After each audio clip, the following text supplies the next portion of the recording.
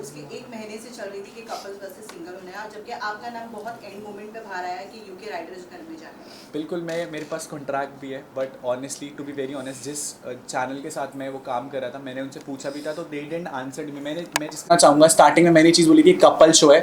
इस बारी के बिग बॉस सीजन 17 में शुरू से एंड तक लेकर के लोगों के कपल्स ही घसीटे गए हैं, चाहे वो ईशा हो, चाहे वो मुनावर हो, चाहे वो आयशा हो। कहीं ना कहीं शो में मुनावर और मनारा का भी एक एंगल दिखाने की कोशिश करी गई थी। इवन मुझे बाहर आकर के पता लगा कि मेरा और मनारा का भी कुछ ना कुछ एक स्टार्टिंग में एक एंगल दिखाने की कोशिश करी थी, जबकि मैंने डे 1 पे चीज़ बोली थी कि मैं कमिटेड हूँ। वो दिखाया नहीं दिखाया, बट मैंने बोला था कि मेरी गर्लफ्रेंड बाहर है। वो न्यूज़ भी बहुत बाद में, अभी के हिसाब से मुझे पता है कि वो बहुत लेट टाइमलाइन में आई थी। वो पता है कब बाहर आई थी? जब भारती जी शो में आई थी, तो भारती जी ने बोला था बाहर उम्मीद है, तो शायद वो तब जस्टिफाई हुई थी। कहीं ना कहीं देर मुझे अब पता लग रहा है कि मेरा और मनारा का वो एंगल दिखाया गया, जबकि मैं डे 1 से मेरा और उसके दोस्ती का जो जोन था वो बिल्कुल क्लियर था। एक मिनट, वो कम्युनिटी वाली बात जो है, आप क्या कहना चाहोंगे उस पर? क्योंकि आपकी खुद की कम्युनिटी ने 90% ऑफ योर कम्युनिटी आपको ट्रोल किया है बिग बॉस के घर के अंदर। जब मैंने वो कम्युनिटी वाली बात कही थी ना, तो आपको ये बात भी याद होगी कि अंकिता लोखंडे जी ने एक बात कही थी उस प्लेटफॉर्म पर कि तुम लोगों को हमारी वजह से शो में दिखाया जा रहा है और ये बिग बॉस शो हमारा है। ये नेशनल टेलीविजन पे बात है। अगर मैं कम्युनिटी की बात करूँ तो मेरे लिए पहला एक्सपीरियंस है कि मैं टीवी इंडस्ट्री में कोई शो कर रहा हूँ। ये मेरा पहला शो था। मैं अगर एक दूसरी दुनिया से एक दूसरी दुनिया में आया हूँ, एंड अगर मैं उस दुनिया में जा कर के बहुत कुछ नया एक्सपीरियंस करने गया हूँ, और आप ये बोलोगे कि हट यार, तू यहाँ के लिए तू यहाँ पर आया तो तू हमारी वजह से दिख रहा है, बहुत हर्टफुल फील होता है। बहुत बुरा लगता है यार कि मैं भी अपनी दुनिया में कुछ ना कुछ कमा के तो आया हूँ, तभी मुझे मेरी दुनिया से यहाँ पर बुलाया गया है। टॉकिंग अबाउट कम्युनिटी, मैंने ये चीज़ बोला था कि हम लोग यहाँ पर पहुँचे। मैंने स्पेसिफिकली ये इंटरनेट होगा वीडियोज़ में कि मैं यहाँ पर अपनी मेहनत पे पहुँचा, अपने दम पर पहुँचा। एंड जब आप एक कम्युनिटी को, अपनी कम्युनिटी का मैंने एक स्टैंड लिया हमेशा, अपना स्टैंड लिया हमेशा। उस कम्युनिटी, वो बोलते हैं ना कि अच्छे बुरे लोग हर जगह होते हैं। जो अच्छे लोग थे, एल्विश भाई, उन्होंने आज भी मेरा साथ दिया। आप ही लोगों ने मुझे चीज़ बताई है, अच्छे बुरे लोग हर जगह रहेंगे। आपको गिराने वाले लोग बहुत जगह रहेंगे। जब आप अच्छा कर रहे होगे ना ज़िंदगी में, तो आपको अप्रिशिएट करने वाले लोग बहुत कम आएंगे। बट जब आप गिर रहे होगे ना ज़िंदगी में, तो 10 लोग और उठ करके आएंगे आपको नीचा दिखाने के लिए कि तू गिर रहा है, ले मैं वो 11वां इंसान बनता हूँ जो तुझे तेरी जगह दिखा रहा है।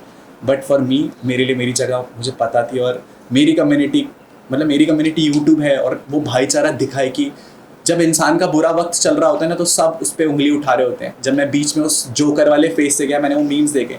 आज पूरा भारत, कोई भी मेरे को आकर के बोल रहा है भाई तू अच्छा खेला, बट बीच पे कहीं ना कहीं वो जोकर को लेकर के लोग मेरे पे मीम उठाते थे कि भाई क्या बोल रहा है, ये शो बायस्ड है। आज इस चीज़ से लोग अग्री कर रहे हैं। फ़र्क केवल वक्त का पड़ता है। उस टाइम मेरा बुरा वक्त था तो लोगों ने मुझे ट्रोल करा, आज मेरा थोड़ा सा अच्छा वक्त है तो लोग मुझे अप्रिशिएट कर रहे हैं कि तू सही खेला भाई। बट ऑल्सो ये भी जानना चाहेंगे, आपकी ब्रो सेना जो आप बोलते हो, ब्रो सेना और इनफैक्ट एल्विश आर्मी, कहीं ना कहीं ऐसा लग रहा था बाहर से कि एल्विश जैसा जीत कर गए उनकी फ़ैन फॉलोइंग की वजह से, वाइल्ड कार्ड एंट्री आकर एक हिस्ट्री बनाकर, और आपकी एंट्री होना, तो लोगों को यही लग रहा था कि आप जीतोगे और आप खेलोगे, बट आपका गेम कहीं ना कहीं दिखा नहीं। और जब आप अंदर गए और जब बायसनेस की बात हुई कि बिग बॉस बायस्ड है, और आपने अपना जब ओपिनियन रखना शुरू किया, तो कहीं ना कहीं ऐसा लग रहा था आप बस बाहर के लोगों पर डिपेंडेंट हो और आपको गेम नहीं खेलना है, आपने अपनी पर्सनालिटी दिखाने की कोशिश ही नहीं की, कहीं ना कहीं ऐसा लग रहा था। इसमें मैं ऐड करूँगा, एंट्री से पहले आपके एल्विस से बात हुई थी, क्योंकि जब भी आपका मीम वायरल होता था जोकर के नाम से, तो एल्विस और उसकी मदर आपको वो सपोर्ट करते थे वीडियो बना के। और एल्विस की आर्मी आपको और मुनव्वर को ट्रोल करते थे, आपको सपोर्ट करते थे, ऐसा भी? मैं क्वेश्चन दोबारा से सुनना चाहूँगा प्लीज़। एल्विश ने हिस्ट्री जो बनाई है जीत कर, सो उनकी तो फैन फॉलोइंग की वजह से सब जानते हैं, उनकी फैन फॉलोइंग की वजह से बनी है। कहीं ना कहीं ये लग रहा था कि आप अपने फैन बेस पर डिपेंडेंट हो, कि आपको अपनी फैन बेस बचा लेगी और जिता देगी, इसीलिए आपकी पर्सनालिटी घर में दिखी नहीं। मैं वही चीज़ बोल रहा हूँ, उस घर के अंदर भी 108 कैमराज थे, और आज ये वाले कैमराज हैं जो मेरी पर्सनालिटी दिखा रहे हैं, जो एक पॉइंट ऑफ व्यू दिखा रहे हैं कि जो मैंने चीज़ें रखी है। टॉकिंग अबाउट आप फैन बेस को लेकर के घर के अंदर बहुत सवाल उठे कि मेरा एक फैंडम था, तो मुझे था कि कहीं ना कहीं वो जिता देगा मुझे। आपको पता है इस बारी का जो सीज़न था ना, उस सीज़न में सब लोग एक प्लस पॉइंट लेकर के आए थे। अंकिता जी टीवी का एक्सपीरियंस लेकर के आई थी, मुनावर शायरी का एक्सपीरियंस लेकर के आया था, खानजादी रैपिंग का एक्सपीरियंस लेकर के आई थी। तो जब आप उनके प्लस पॉइंट पर सवाल नहीं उठा रहे कि भाई तू ये पहले से क्यों लेकर के आया, तू शो में ये मत कर, तू भी एक नॉर्मल इंसान की तरह बात करके दिखा, क्या लोगों ने उनके टैलेंट पे या जो चीज़ वो प्लस लेकर के आए थे बाहर से, क्या लोगों ने उस पे सवाल उठाए? नहीं ना। बट ये सवाल इसीलिए उठे क्योंकि आप लोगों के बीच में अंदर इतनी बातें हुई फैन बेस को लेकर, ब्रो सेना को लेकर, आप लोगों ने अपने खुद के टैलेंट की कभी अंदर बात ही नहीं करी। आप लोगों ने बस यही बात की हमारे फैंडम है, ये है, वो है। सो इसी वजह से अंदर से ही बातें बाहर आई है जो हमें दिखी है। मैंने जो क्लिप्स देखी हैं उसमें बेशक आपने पूरे घर वालों को ये बात करते हुए सुना होगा कि इसका बहुत बड़ा फैंडम है, और आप बात कर रहे हैं टैलेंट शो की, तो ये इंडियाज़ गॉट टैलेंट नहीं था जहाँ पर मुझे जा करके अपना नाच करके टैलेंट दिखाना था। मुझे अपनी पर्सनालिटी दिखानी थी, और मुझे मेरी पर्सनालिटी, मैं आपको आज ये डिफाइन कर सकता हूँ कि ज़िंदगी में जहाँ पर मुझे चीज़ें गलत दिखेंगी तो मैं डंके की चोट पे बोलूँगा। पता है बहुत मुश्किल होता है उस शो को चैलेंज करना। जब आप उस शो के फॉर्मेट को चैलेंज करते हो ना कि बिग बॉस अनफेयरनेस दिख रही है, ये चीज़ के लिए आपको एक इंसिडेंट याद होगा कि जब अंकिता जी को बाहर की एक इन्फॉर्मेशन मिली थी तो उस चीज़ पे किसी ने सवाल नहीं उठाए थे घर के अंदर से, क्योंकि सबको कहीं ना कहीं पता था कि कहीं ना कहीं बिग बॉस की फेवरेट है, अगर हम इसके खिलाफ जाएंगे, इसके खिलाफ बोलेंगे तो कहीं ना कहीं हम लोगों को लपेटे में लिया जाएगा। मनारा ने मेरे को पर्सनली ये चीज़ बोला है कि उसको शो मेकर्स की तरफ से कन्फेशन रूम में एक लाइव स्ट्रीम भी हुई थी, जो एक रूम था दिल के मकान में, आई एम सो सॉरी मैं नाम, थेरेपी रूम में जब मनारा को बुलाया गया था तो सलमान सर ने एक बात बोली थी कि शो में वो आपकी बहुत सीनियर है, आपको उनकी रिस्पेक्ट करनी चाहिए। इंडस्ट्री में वो बहुत सीनियर है, आपको उनकी रिस्पेक्ट करनी चाहिए। मुझे ऐसा लगता है कि, और अंकिता जी ने भी, मैं कॉम्प्लीमेंट करूंगा, अंकिता जी ने एक स्टेटमेंट दी थी खुलेआम पब्लिकली जब ये गपशप बाय द पूल का एक पॉडकास्ट हुआ था हमारा, तो उन्होंने एक बात बोली थी कि यार हम लोग इंडस्ट्री के लोग हैं, हम लोगों को अगर टीवी वाले थोड़ा बहुत फेवर भी कर देंगे तो वो हमारा हक है।